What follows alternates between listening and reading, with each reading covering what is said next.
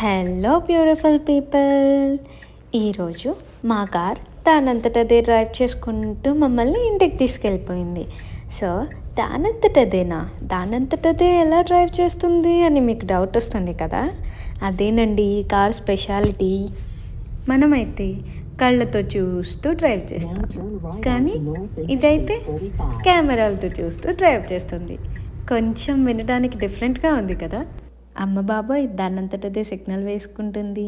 అంతేకాదండోయ్, red signal పడితే ఆగిపోతుంది, మనిషి ఎదురుగా వస్తే ఆగిపోతుంది, safe distance from vehicle follow అవుతుంది, అండ్ స్పీడ్ లిమిట్స్కి తగ్గట్టుగా డ్రైవ్ కూడా చేసుకుంటుంది.